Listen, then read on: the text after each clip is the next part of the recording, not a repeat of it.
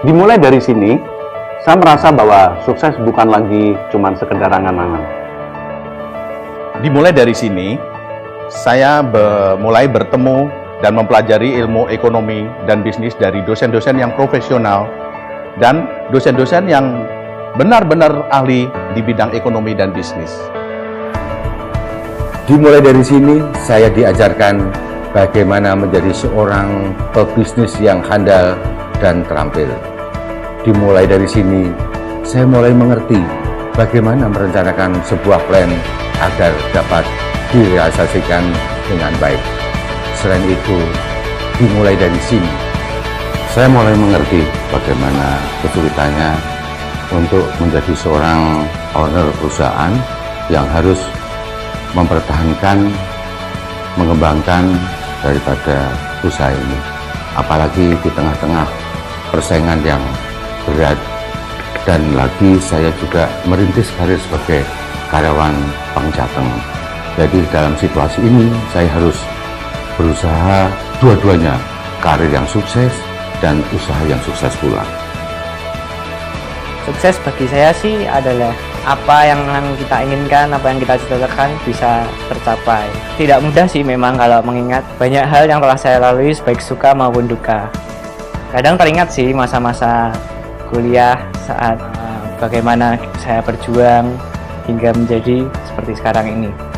Peningkatan skill dan kompetensi diasah melalui pelatihan-pelatihan dan praktikum-praktikum di kampus yang sangat berguna sekali untuk perkembangan karier saya saat ini. Itu menjadi bekal yang sangat berharga untuk saya bisa menjadi sukses. Kegiatan kemahasiswaan memupuk percaya diri saya, sehingga menjadi bekal saya dalam berkarya di dunia kerja.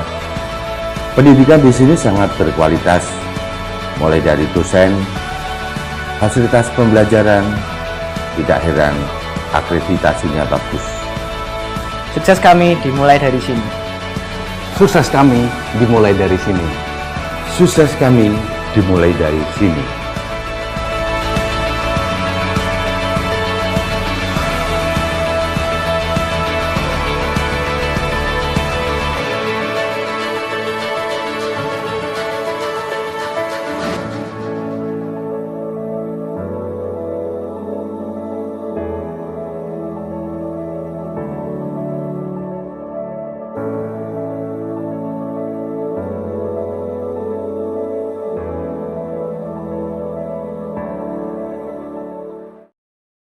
Assalamualaikum warahmatullahi wabarakatuh. Semoga kita dalam keadaan sehat selalu dan disertai dengan ridho Allah Subhanahu wa taala. Jadi di sini saya merupakan salah satu mahasiswi dari Universitas Tikubang Semarang, khususnya Fakultas Ekonomika dan Bisnis Unisbank Semarang.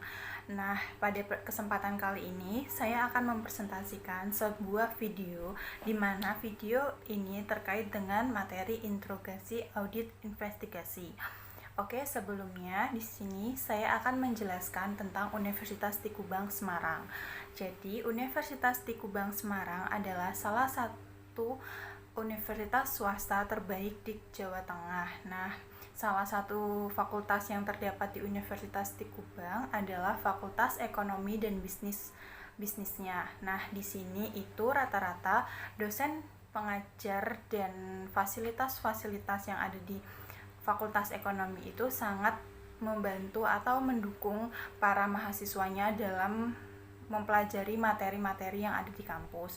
Nah, di sini Fakultas Ekonomi dan Bisnis itu terdapat 4 jurusan, yaitu yang pertama S1 Akuntansi, yang kedua S1 Manajemen, yang ketiga ada D3 Perbankan, dan ada Pasca Sarjana. Nah, semua ini sudah memiliki. Oke, selanjutnya di sini saya akan memperkenalkan diri saya karena ada pepatah yang mengatakan jika tak kenal maka tak sayang. Jadi perkenalkan, nama saya Tri Wahyuni dengan NIM 1805520188. Untuk kelasnya saya merupakan mahasiswi dari kelas D1 Audit Investigasi yang diampu oleh Bapak Harif Himawan Dwi Nugroho, SE, AK, MMCE, CPA. Jadi pada materi ini atau pada video edukasi kali ini saya akan menjelaskan terkait materi interogasi. saya juga merupakan salah satu mahasiswi aktif semester 7 dari Universitas Tikubang Unisbank Semarang. Oke, selanjutnya di sini terdapat 3 pembahasan pokok yang akan saya bahas pada video edukasi kali ini. Yang pertama yaitu terkait apa interogasi itu sendiri dan bagaimana ciri-ciri interogasi tersebut. Dan yang kedua ada langkah interogasi. Nah, di dalam langkah ini terdapat 9 langkah interogasi yang harus dipelajari untuk kita semua. Dan yang ketiga yaitu ada non-verbal behavior yang menyangkut atau yang berkaitan dengan postur, gerak tangan, gerak kaki, dan ada juga berkaitan dengan mimik muka dan mimik dan mata. Oke, kita ke pembahasan yang pertama yaitu berkaitan dengan interogasi. Nah, kita kan pasti sebelum kita mempelajari interogasi itu apa, kita juga perlu tahu pengertian dari interogasi tersebut. Nah, interogasi sendiri memiliki pengertian yaitu merupakan suatu teknik atau alat investigasi yang sangat penting dan biasanya interogasi ini dilakukan setelah adanya wawancara. Oke, jadi di sini kita akan masuk ke dalam ciri-ciri suatu interogasi. Jadi membahas mengenai ciri-ciri suatu interogasi ya. Nah, di sini itu ada 6 ciri dari suatu interogasi. Yang pertama yaitu berkaitan dengan interogasi bersifat menuduh atau yang lebih dikenal dengan an interrogation is accusatory. Oke teman-teman, jadi interogasi itu sifatnya menuduh ya. Jadi seseorang yang bersalah tidak akan memberi keterangan yang bertentangan dengan kepentingan pribadinya secara sukarela, kecuali apabila ia yakin bahwa investigator itu mempunyai keyakinan bahwa si tersangka ini memiliki kesalahan. Jadi interogasi itu bersifatnya menuduh. Contohnya seperti, Anang, saya tidak punya keraguan sedikit pun bahwa kamu merencanakan pidana korupsi ini. Nah, jadi sifat interogasi itu seperti itu. Kembali ke ciri-ciri yang kedua, yaitu interogasi dilakukan dengan persuasi yang aktif. Nah, maksud dari ini adalah di mana si investigator yakin bahwa tersangka itu melakukan kebohongan pada tahap wawancara. Jadi pada tahapan ini maksudnya itu juga interogasi dilakukan dengan persuasi yang aktif, di mana investigator itu memberikan pernyataan bukan pertanyaan. Jadi apabila tersangka itu atau yang melakukan kecurangan diberikan pertanyaan terus-menerus, maka investigator tidak akan menemukan bahwa kebenaran itu di mana seperti itu. Selanjutnya yang ketiga yaitu adalah tujuan dari interogasi adalah mengetahui yang sebenarnya terjadi. Maksudnya itu adalah artinya apa yang dari interogasi itu memiliki tujuan kayak mengetahui apa yang sebenarnya terjadi, kecurangan apa yang dilakukan dan berapa jumlah dan atau nilai fraud yang dilakukan oleh tersangka. Jadi banyak masyarakat yang keliru ya atau banyak juga yang kita yang belum masih paham dengan tujuan dari interogasi ini. Kadang itu difikirkan bahwa interogasi itu adalah menemukan kayak agar kita mendapatkan pengakuan bahwa si tersangka itu bersalah, padahal itu bukan. Jadi tujuan interogasi itu adalah untuk mengetahui apa yang sebenarnya terjadi dan fraud apa yang dilakukan serta berapa jumlah kerugian atas fraud yang dilakukan oleh tersangka. Dan ada pun ciri-ciri suatu interogasi, yaitu yang keempat adalah interogasi hanya dilakukan sesudah investigator mempunyai keyakinan yang memadai mengenai salahnya seseorang. Maksud dari kalimat ini adalah investigator harus memiliki keyakinan bahwa tersangka tersebut atau pelaku fraud telah melakukan kebohongan. Mungkin bisa dilihat dari ketika pelaku fraud melakukan wawancara, dari mana dia atas sikapnya atau dari gerak-geriknya dan yang lain-lain. Jadi pelaku fraud itu seperti menunjukkan sedang melakukan kebohongan. Nah, di sini juga itu interogasi tidak boleh digunakan sebagai penilai dalam menentukan apakah si pelaku fraud ini bersalah atau tidak. Jadi, kita kembali lagi dari tujuan interogasi itu adalah untuk mengetahui apa yang sebenarnya terjadi. Selanjutnya ada ciri suatu interogasi yang kelima, yaitu terkait dengan interogasi dilakukan dalam lingkungan yang terkontrol dan terkendali. Nah, maksudnya dari kalimat terkontrol dan terkendali itu adalah interogasi dilakukan di suatu tempat, tidak ada suara yang mengganggu ketika melakukan interogasi, dan tidak ada orang yang berlalu lalang di dalam selama kegiatan interogasi itu berlangsung. Jadi interogasi itu dilakukan benar-benar di suatu tempat yang khusus, di mana tidak ada orang yang berlalu lalang dan tidak ada suara kebisingan yang dapat mengganggu berjalannya interogasi tersebut. Terakhir yaitu investigator tidak boleh membuat catatan sampai sesudah tertuduh menceritakan yang sebenarnya untuk tidak beringsut dari posisi itu. Nah, maksudnya itu bagaimana? Jadi itu investigator itu tidak boleh membuat suatu catatan dari awal sampai akhir. Itu berbeda dengan wawancara ya teman-teman. Jadi investigator itu harus mengajak investigator lain untuk menyaksikan pengakuan dari terdakwa. Nah, setelah menyaksikan tersebut, baru investigator dapat membuat sebuah catatan untuk terdakwa. Seperti itu. Jadi kita akan melanjutkan ke pembahasan kedua, yaitu terkait dengan langkah interogasi. Nah, di langkah interogasi ini terdapat 9 langkah interogasi. Yuk, simak selanjutnya. Oke, jadi di sini itu biasanya investigator bisa berhadapan dengan tersangka yang emosional atau yang non-emosional. Jadi sepanjang interogasi berlangsung, perilakunya mudah dikenali, ia mudah hanyut secara emosional oleh ucapan dan tindakan investigator. Nah, untuk subjek non-emosional, dia tidak akan merasakan bahwa investigasi tersebut atau investigator itu adalah suatu beban. Nah, taktik dan teknik interogasi yang tepat adalah dengan menyodorkan fakta gitu. Jadi untuk subjek yang emosional, taktik dan teknik interogasi yang tepat adalah harus didasarkan kepada pendekatan yang simpatik. Jadi investigator itu juga harus paham bahwa subjek ini itu non-emosional atau emosional. Nah, dengan kita memahami bahwa subjek tersebut itu memiliki emosional atau non-emosional, investigator akan dapat mengetahui taktik mana yang tepat dan untuk melakukannya investigasi tersebut. Jadi tadi di awal saya juga sudah mengatakan bahwa langkah interogasi itu terdiri dari 9 langkah, atau dengan nama lain yaitu the Red 9 Step of Interrogation.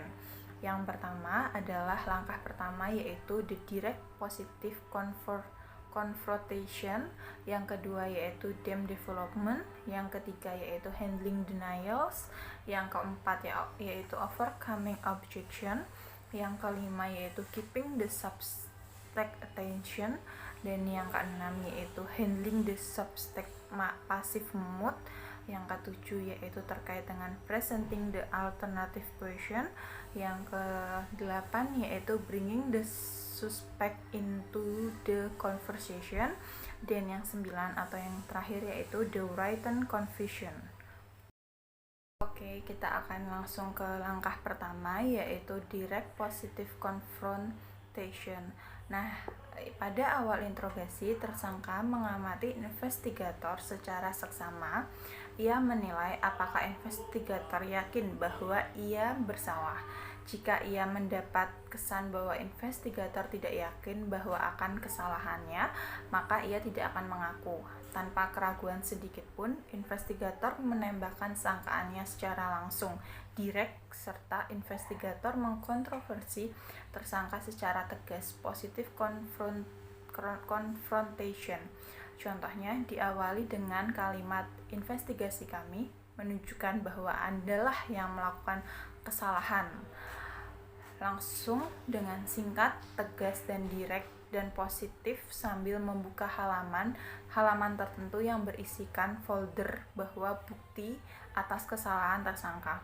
Nah, pada gambar ini terdapat contoh gambar untuk posisi investigator dalam tahap direct positive confrontation. Setelah melakukan tadi untuk mengungkapkan fakta, selanjutnya investigator berhenti sejenak, menempatkan folder dan berkas jauh dari tersangka, lalu investigator menarik kursi sejauh 1 meter dari kursi tersangka, dan kegiatan tersebut akan menciptakan sebuah keheningan yang disebut behavioral pause. Nah, tujuan dari adanya behavioral pause atau jeda sesaat tersebut yaitu mengevaluasi tanggapan verbal dan nonverbal. Tanggapan tersebut akan memberikan petunjuk kepada investigator bahwa apakah tersangka bersalah atau tidak, serta insight yaitu kemampuan untuk melihat dan mengerti secara tajam mengenai bagaimana investigator harus melanjutkan investigasinya. Jadi selanjutnya kita akan membahas mengenai bagaimana tanggapan tersangka, oke? Nah, tersangka yang bersalah menghindari kontak mata dengan investigator. Ini memungkinkannya menyiapkan jawaban verbal yang kemungkinan besar bukan jawaban sama sekali. Pada tahap ini, tersangka menunjukkan tanda-tanda bersalah seperti mengubah postur, menyilangkan tungkai, menyingkat baju atau celana dengan jari tangan seolah-olah ingin membuang kotoran. Sebaliknya, tersangka yang tidak bersalah menyorongkan tubuhnya ke depan tanpa menunjukkan perilaku yang digambarkan di atas.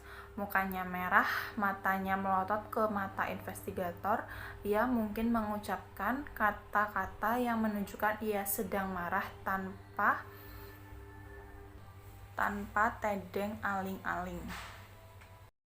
Selanjutnya, setelah melakukan direct positive confirmation, investigator membuat transition statement atau pernyataan peralihan.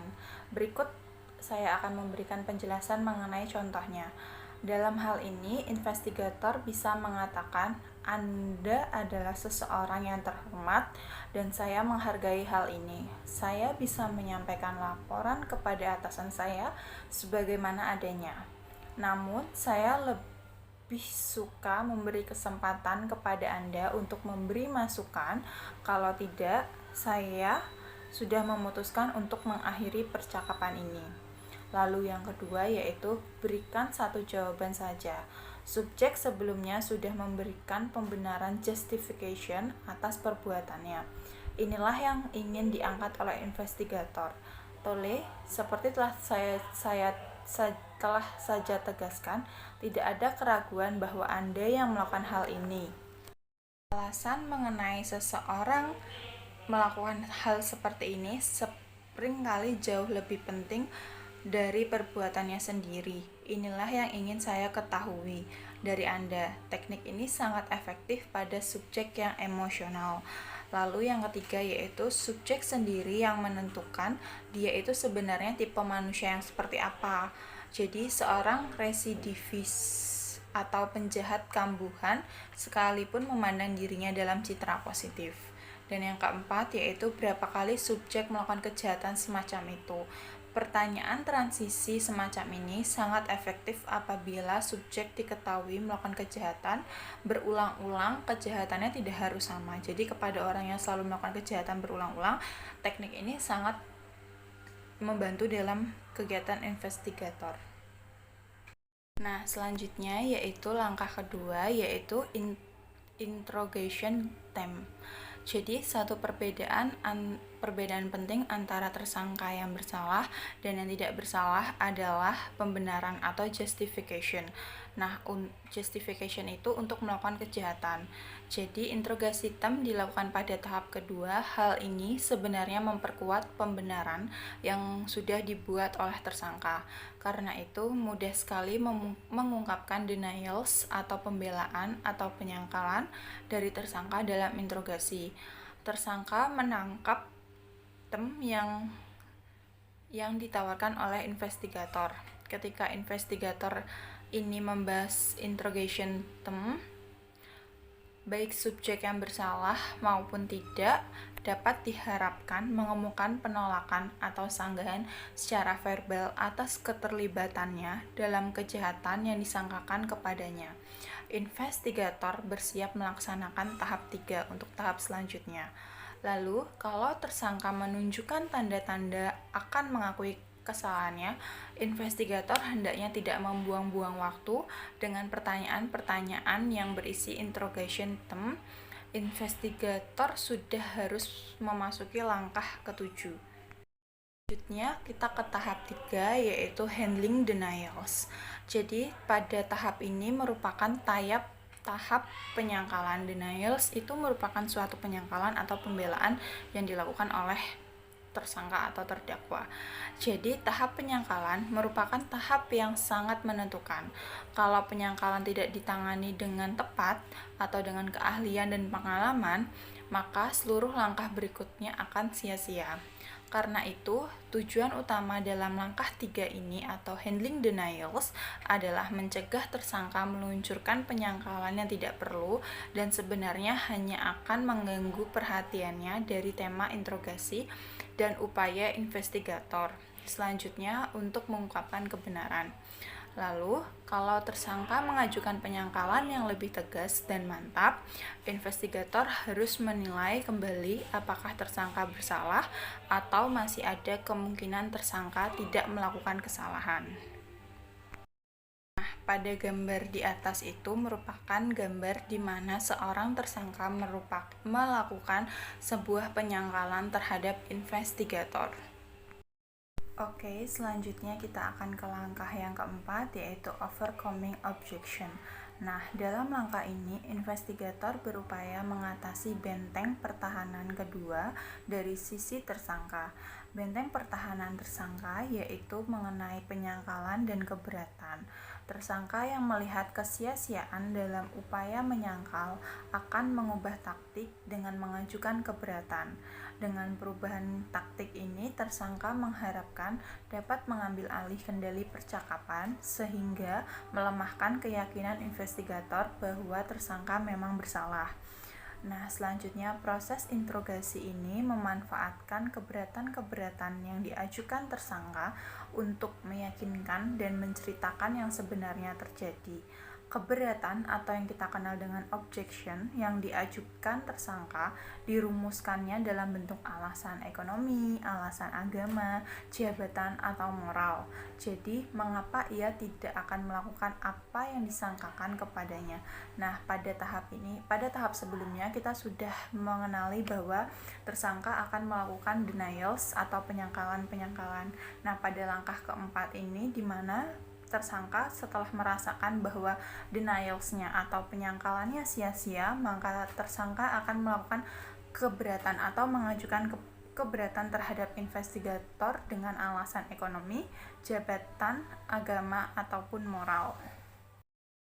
Nah, pada langkah keempat atau O yang kita kenal dengan overcoming objection ini terdiri atas, yaitu yang pertama mengenali keberatan, yang kedua menghargai keberatan, dan yang ketiga yaitu membalikan keberatan. Jadi yang pertama itu mengenali keberatan. Investigator harus mendengarkan dengan cermat dan mengenali pertanyaan yang merupakan keberatan dari tersangka dengan tepat. Lalu yang kedua yaitu menghargai keberatan. Investigator tidak menolak keberatan yang diajukan tersangka. Ia bahkan menghargai dengan adanya keberatan tersangka yang diajukan kepada investigator. Nah, investigator harus bersikap seolah-olah bahwa investigator telah menunggu atau sedang mendengarkan bahwa tersangka mengajukan keberatan, dan tidak boleh ada kesan investigator untuk menolak atau membantah adanya keberatan dari tersangka. Selanjutnya yaitu membalikan keberatan. Investigator harus memanfaatkan keberatan yang diajukan tersangka dan membalikan keberatan itu dan kembali ke tema interogasi. Jadi, investigator membalikan keberatan-keberatan tersebut kepada tersangka agar dapat kembali ke tema interogasi tersebut. Nah, selanjutnya kita ke langkah kelima, yaitu keeping the suspect attention, yaitu tersangka umumnya tidak akan tinggal diam dan bersantai-santai. Ia ingin mendominasi percakapan atau memegang kendali dan mengatur dialog atau mengajukan keberatan. Apabila investigator berhasil menghentikan penyangkalan dan keberatan yang dibuat oleh tersangka, maka tinggal satu strategi lagi yang bisa digunakan tersangka, yaitu tersangka dapat meninggalkan ruangan interogasi atau secara psikologis menutup diri dan mengabaikan semua tema yang diajukan investigator. Nah, pada gambar ini itu adalah di mana postur tersangka yang tidak berusaha lagi menentang apa yang dikatakan oleh investigator. Jadi, tersangka sudah kehilangan percaya diri atau ketangguhannya untuk terus-menerus membantah investigator, sehingga untuk mengemukakan rasa ketidakbersalahannya, sehingga ia sudah sampai pada titik di mana membiarkan investigator berbicara dan dia hanya berdiam diri saja. Pada langkah kelima ini, atau keeping the suspect attention, kedekatan fisik, jarak kursi investigator dan tersangka, serta kontak mata itu memiliki peranan yang sangat penting. Perilaku verbal dari investigator juga sangat menentukan dalam mempertahankan momentum ini. Kedekatan fisik akan mendekatkan tersangka secara psikologis kepada investigatornya. Investigator harus mendekati tersangka secara hati-hati dan bukan dengan menarik kursi secara mendadak sehingga menimbulkan bunyi yang keras, karena itu dapat mengganggu ketenangan dari pihak tersangka.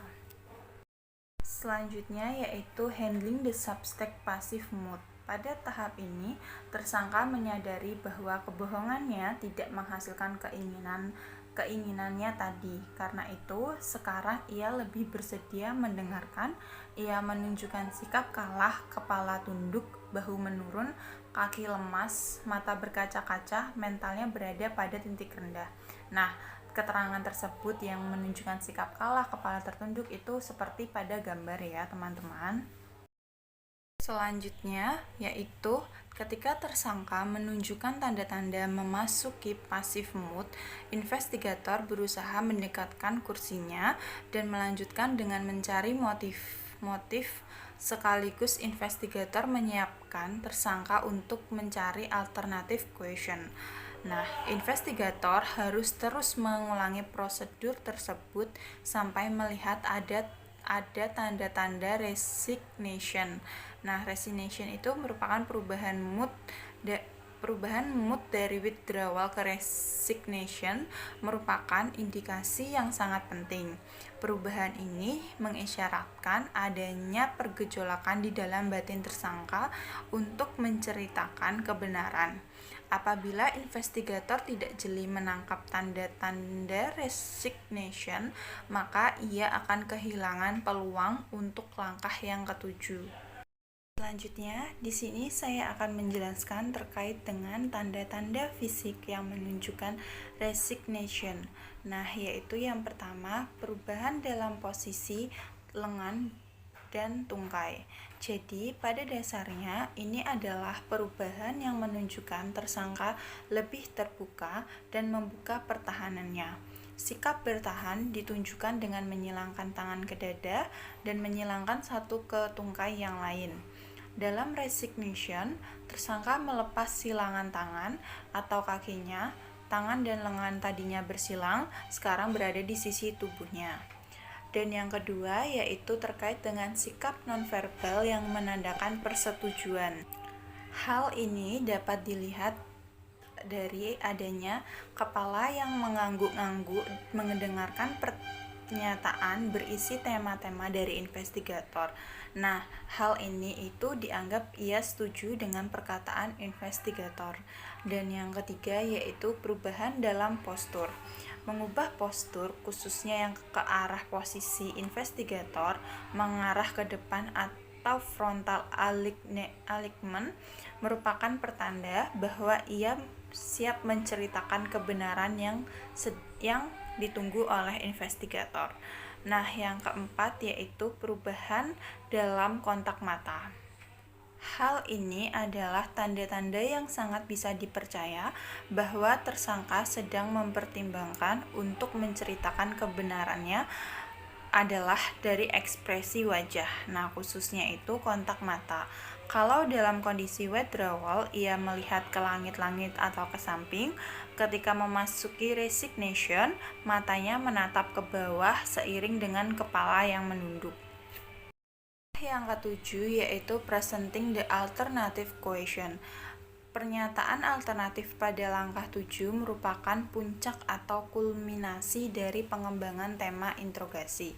Pada langkah ke-6, investigator mengulangi monolog yang simpatik untuk memberikan alasan moral mengapa tersangka melakukan perbuatannya. Ketika tersangka menunjukkan resignation, pada langkah ke-6, investigator mempersempit temanya ke unsur utama dan melakukan pertanyaan alternatif. Nah, seseorang tidak bersalah jangan diharapkan akan memberikan pengakuan sekedar karena investigator mengajukan pertanyaan pilihan. Tersangka mengaku karena keinginannya untuk mengaku apapun alasannya. Tersangka yang merasa bahwa dirinya tidak bersalah akan menolak pilihan apapun dalam pertanyaan pilihan tersebut dan tersangka akan gigih untuk mempertahankan bahwa tersangka tersebut tidak bersalah. Selanjutnya yaitu ke langkah 8, yaitu bring the suspect into the conversation. Nah, dalam langkah ini tersangka diarahkan untuk menceritakan keseluruhan secara rinci dari perbuatannya dan pada akhirnya akan dirumuskan menjadi pengakuan yang bisa diterima dengan bukti hukum. Nah, pada awal langkah 8, seorang investigator berada dalam ruang interogasi. Kehadiran orang lain akan membuat tersangka segan mengakui perbuatannya, apalagi memberikan perinciannya secara jelas oleh investigator. Ketika investigator ini puas dengan pengakuan lisan dan perincian dari pengakuan lisan, investigator meminta investigator lain untuk masuk ke dalam ruangan dan menyaksikan pengakuan lisan tersangka.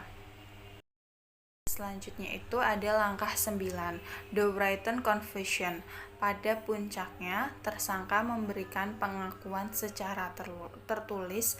Padanannya untuk kita di Indonesia adalah berita acara pengakuan atau dokumen semacam seperti itu. Di Indonesia, investigator sering melakukan interogasi sambil mengetik jawaban tersangka. Menurut persepsi investigator, pada akhir interogasi, tersangka diminta menandatangani berita acara pemeriksaan tersebut. Nah, pada langkah 9 ini memiliki kelemahan, yaitu kelemahan dari cara ini adalah pengakuan tertulis tidak menggunakan atau tidak sepenuhnya menggunakan kata-kata, kalimat, atau bahasa yang digunakan oleh tersangka. Nah, kemudian harinya tersangka dapat menyangkal atau memberi pengakuan itu, menyangkal atas pengakuan itu. Nah, penyangkalan lebih mudah diterima orang-orang yang mendengarnya berbicara di pengadilan karena struktur kalimat dan ungkapan bahasanya berbeda dengan apa yang tertulis atau apa yang ada di berita acara.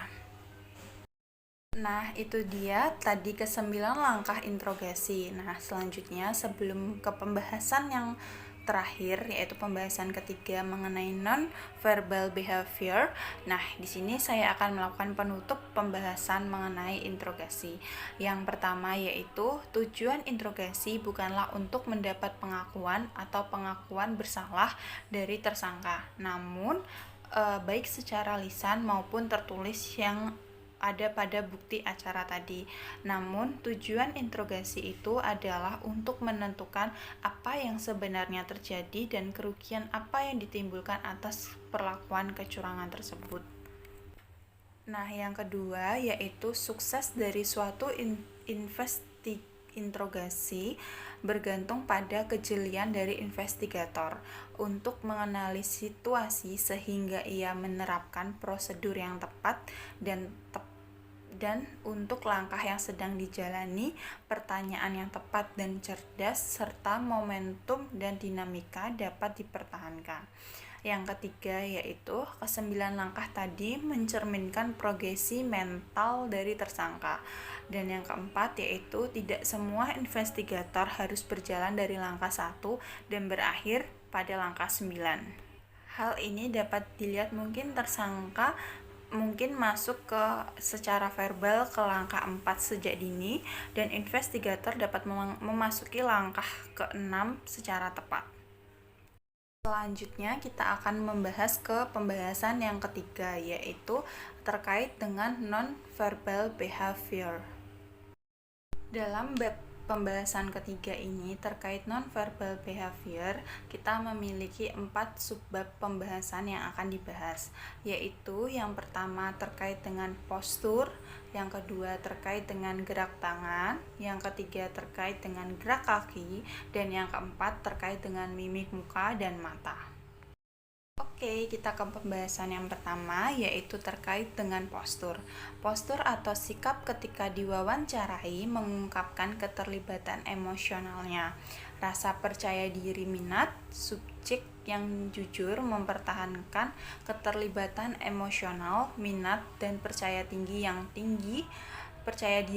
tinggi dalam menyampaikan pernyataannya. Postur tubuh tegak searah dengan investigator sehingga ia siap berdialog secara langsung ketika membuat pertanyaan-pertanyaan penting. Ia mencondongkan tubuhnya ke arah investigator seperti ia ingin menggarisbawahi apa yang dikatakannya. Nah, pada gambar ini adalah merupakan posisi menyilangkan kaki dengan santai. Di sini ada beberapa gambar yang dapat menjelaskan terkait dengan postur-postur. Nah, gambar pertama itu adalah jujur dengan postur ke depan.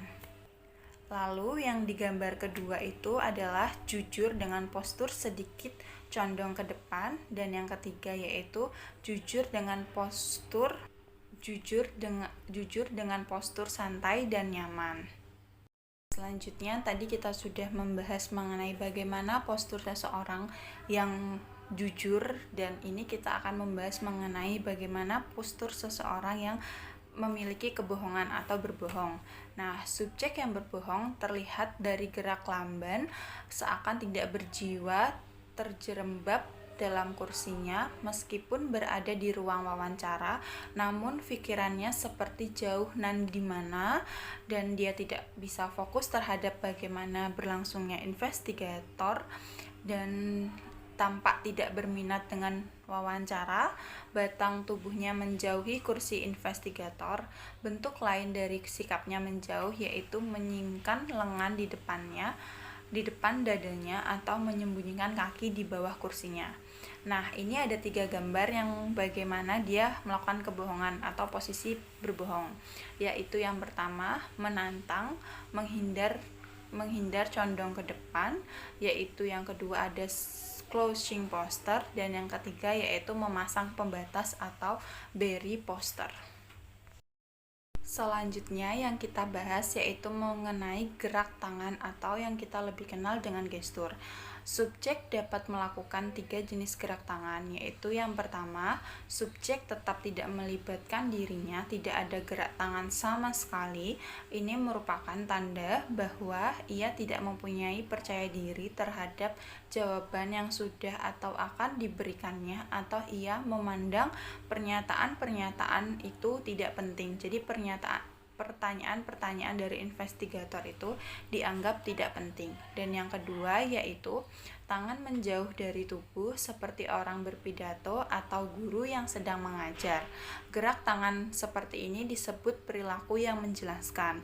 Nah, yang ketiga yaitu tangan mengarah pada bagian tubuh. Gerak tangan ini disebut perilaku yang menyesuaikan.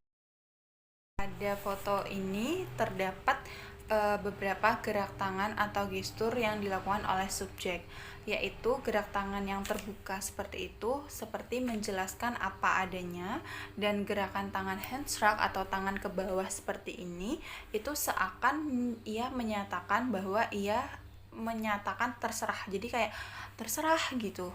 Dan untuk yang seperti ini atau kayak membenar-benarkan, yaitu detective adapter behavior, itu merupakan seperti gerakan mengada-ngada.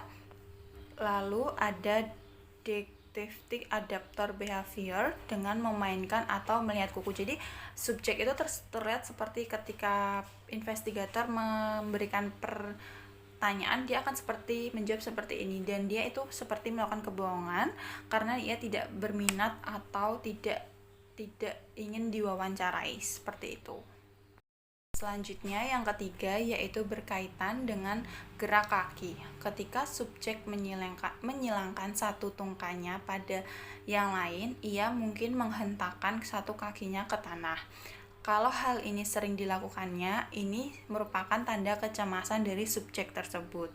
Ini tidak usah berarti bahwa subjek tersebut itu berbohong. Namun perubahan dalam hentakan kaki, misalnya dalam hal memulai atau mengakhiri gerakan secara mendadak seiring dengan jawaban atas suatu pertanyaan, bisa merupakan indikasi subjek sedang berbohong. Ini berlangsung 1 atau 2 detik, kemudian ia kembali ke gerak kaki yang normal. Lalu selanjutnya, gerak kaki juga bisa mengubah postur duduk si subjek dengan menampakkan kaki dan mendorong panggung ke sandaran kursi. Bisa juga disertai kursi berpijak pada 2 kaki belakangnya. Ini adalah sikap menunjukkan bahwa subjek tersebut melakukan kebohongan. Sikap yang dilakukannya sesaat sebelum atau selama menjawab suatu pertanyaan yang diajukan oleh investigator ketika melakukan interogasi. Kita ke pembahasan yang keempat mengenai non-verbal behavior, yaitu mimik muka. Berbagai ekspresi atau mimik muka disebabkan oleh subjek yang khawatir bahwa kebohongannya akan terungkap. Ketidakpastian apakah ia akan berhasil menutup-nutupi kebohongannya, atau mungkin kesadarannya bahwa kebohongannya sudah terungkap sehingga ia siap mengakui kesalahannya. Kenyataan bahwa ekspresi mukanya berubah sebenarnya sudah merupakan indikasi bahwa subjek tersebut telah melakukan kebohongan. Sebaliknya, jika tidak adanya perubahan mengindikasi subjek itu mengatakan hal yang sejujurnya. Lalu, dari semua perubahan mimik atau ekspresi wajah, yang paling sulit dievaluasi adalah kemarahan. Selanjutnya, yang kelima yaitu berkaitan dengan kontak mata. Terdapat 5 pedoman yang harus diperhatikan ketika menilai kontak mata dari subjek yang sedang diinterogasi. Yang pertama yaitu umumnya subjek yang tidak melakukan kontak mata dengan investigator sedang melakukan atau sedang merahasiakan sesuatu.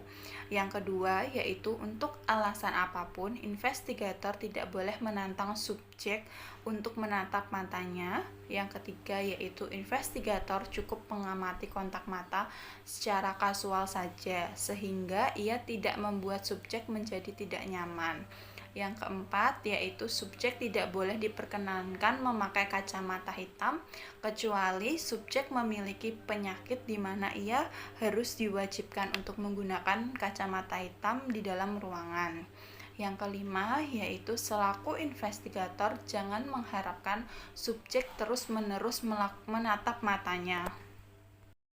Di sini saya memiliki kata-kata atau quotes untuk semangat kita semua pada hari ini ketika kalian menonton video ini, yaitu adalah belajarlah mengalah sampai tak ada seorang pun yang bisa mengalahkanmu, dan belajarlah merendah sampai tak ada seorang pun yang bisa merendahkanmu.